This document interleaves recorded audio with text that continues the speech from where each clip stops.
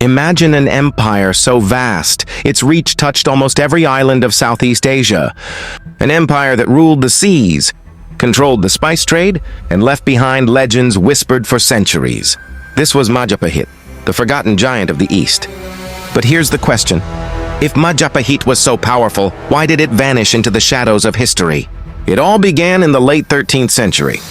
The mighty kingdom of Singasari had just fallen, brought down by betrayal and invasion.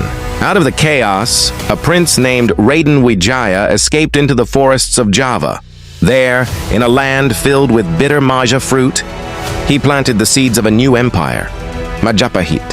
From this unlikely beginning, one of the greatest powers Asia had ever seen was born.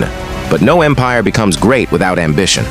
Enter Gajah Mada, a man of humble origins who rose to become the most legendary prime minister in Indonesian history. In front of the royal court, he swore the famous Palapa oath. He would not taste spice. He would not live in comfort. Until Majapahit ruled the entire archipelago. It wasn't just a promise, it was destiny. And Gajah Mada would stop at nothing to make it real. Under King Hayam Wuruk and Gajah Mada, Majapahit reached its golden age. From the Straits of Malacca to the islands of the Philippines, from Borneo to Bali, Majapahit ruled the seas. Trade flourished. Spices, silk, gold, and porcelain flowed through its ports. Diplomats from China, India, and even Arabia came to its courts. Majapahit wasn't just a kingdom. It was the beating heart of Southeast Asia. But power has a price. The court of Majapahit was filled with intrigue, jealousy, and betrayal. Gajah Mada's aggressive campaigns won territory, but also created enemies, both outside and inside the palace. Whispers spread. Was the prime minister becoming too powerful? Even in its golden age, the seeds of Majapahit's decline were already being planted. Majapahit's history is soaked in blood. The empire fought rebellion after rebellion.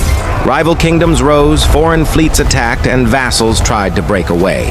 One of the most infamous was the war against Pasai, a powerful Muslim kingdom in Sumatra. It was brutal. Cities burned, thousands died, and Majapahit's enemies multiplied. For every victory, Majapahit grew stronger, but also weaker as its army stretched too thin. After the death of Hayam Wuruk and Gajah Mada, Majapahit began to crumble. Royal succession turned into civil war. Princes fought against princes, ministers against ministers. The once united kingdom was tearing itself apart. And while Majapahit was busy fighting itself, new powers were rising. The sultanates of Malacca and Demak, fueled by the spread of Islam. The age of Majapahit was fading. By the 16th century, Majapahit was just a shadow of its former self. Its palaces overgrown, its ports abandoned, its armies gone. The once mighty empire that had ruled the seas of Asia vanished into silence. Or so it seemed. Here's the twist. Majapahit may have fallen, but it never truly died. Its influence lived on in the rise of later kingdoms. Its culture shaped the arts, literature, and identity of Indonesia. Even the idea of a united archipelago, the dream of Majapahit, still echoes today in the motto of Indonesia, Bhinneka Tunggal Ika, unity in diversity. So maybe Majapahit wasn't lost after all. Maybe it was simply waiting to be remembered.